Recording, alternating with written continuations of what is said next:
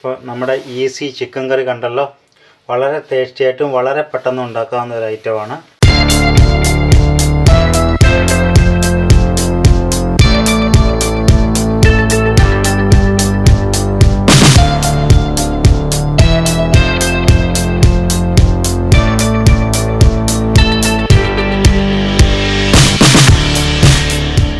നമസ്കാരം കൂട്ടുകാരെ, എല്ലാവർക്കും പുതിയൊരു വീഡിയോയിലേക്ക് സ്വാഗതം. ഇന്ന് ഞാനൊരു സ്പെഷ്യൽ ഐറ്റമാണ്, ഒരു ഈസി ആയിട്ട് ഉണ്ടാക്കാൻ പറ്റുന്ന ഒരു ചിക്കൻ കറിയാണ്. അതെങ്ങനെ ഉണ്ടാക്കാമെന്ന് നമുക്ക് വീഡിയോ കണ്ടിട്ട് തിരിച്ചു വരാം. അപ്പം നമ്മുടെ ചിക്കൻ കറി ഉണ്ടാക്കാൻ വേണ്ടി ഞാനൊരു ഉരുളി വെച്ചിട്ടുണ്ട്. ഇനി അതിലേക്ക് ഓയിൽ ഒഴിച്ചു കൊടുക്കാം.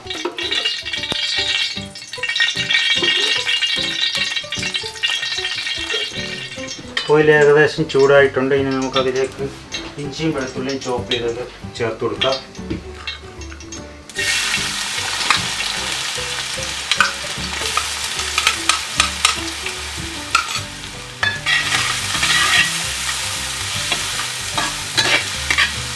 ഇതാവുന്നവരെ ഒന്ന് വെയിറ്റ് ചെയ്യാം.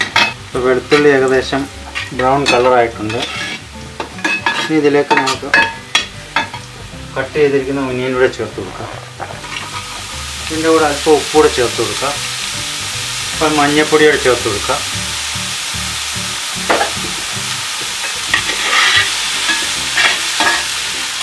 ആവുന്നവരെ ഒന്ന് വെയിറ്റ് ചെയ്യുക.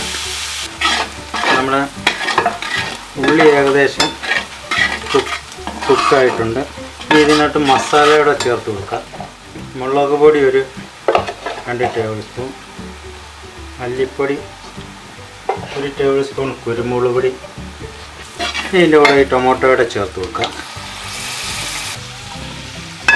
ടൊമാറ്റോ എല്ലാം ഒന്ന് ആവുന്നവരെ ഒന്ന് വെയിറ്റ് ചെയ്യുക. ഇനി ഇതിൻ്റെ കൂടെ ഗരം മസാലയുടെ ചേർത്ത് കൊടുക്കുക. കുറച്ച് ഗ്രീൻ ചില്ലിയും കൂടെ ചേർത്ത് കൊടുക്കുക.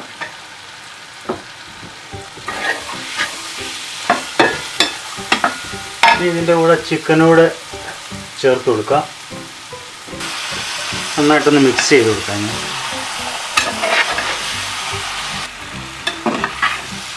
ഒന്ന് മൂടി വെക്കാം, വെള്ളമൊക്കെ ഒന്ന് ഇറങ്ങുന്നത്.